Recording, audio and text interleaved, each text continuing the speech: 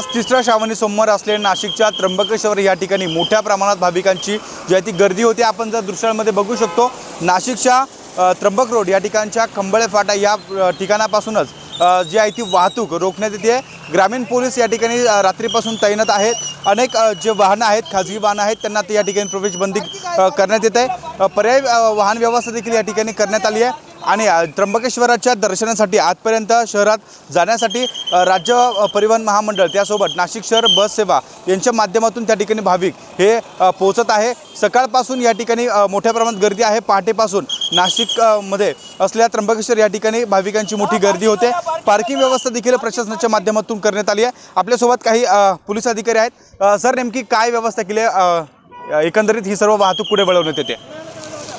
सदरची भक्तांना सोय होण्याच्या दृष्टिकोनातून त्र्यंबकेश्वर शहरात जाणारी वाहतूक ही खंबाळे या ठिकाणाहून 4 व्हीलर्स आणि 2 व्हीलर्स यांची पार्किंगची व्यवस्था करण्यात आली आणि या ठिकाणाहून भक्तांच्यासाठी एस टी बसची व्यवस्था करण्यात आलेली आहे। साहेब, एकंदरीत पार्किंग व्यवस्था कशी आहे?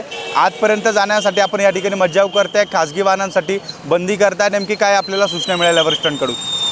यामध्ये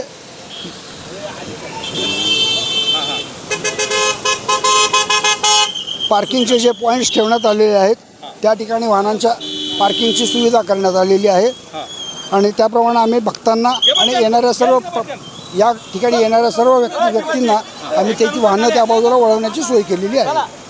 ठीक आहे। एकंदरीत या ठिकाणी जी खाजगी वाहनं आहेत त्यांना देखील आतमध्ये शहरामध्ये जाण्यास मज्जाव करण्यात येतोय। मात्र जे भाविक आहेत त्यांनी आपले वाहन पार्किंग जे आहे ती खंबाळे फाटा परिसर असेल किंवा त्र्यंबक रोडचा इतर जे पार्किंग पॉईंट आहेत त्या ठिकाणी पार्किंग करून राज्य परिवहन महामंडळ आणि शहर बस सेवेच्या माध्यमातून आतमध्ये जाऊन प्रवेश करून त्या ठिकाणी दर्शनासाठी सोय करण्यात आली आहे। आज श्रावणी सोमवार, तिसरा श्रावणी सोमवार असल्यामुळे ब्रह्मगिरी प्रदक्षिणासाठी देखील लाखो भाविक हे त्र्यंबक नगरीमध्ये दाखल होत आहे। त्यामुळे एकंदरीतच पहाटेपासून नाशिकच्या त्र्यंबकेश्वर या ठिकाणी मोठ्या प्रमाणात भाविकांची गर्दी आपल्याला पाहायला मिळते आहे। कॅमेरामन मयूर बारकेसह शुभम बोडके, एबीपी माझा, त्र्यंबकेश्वर, नाशिक।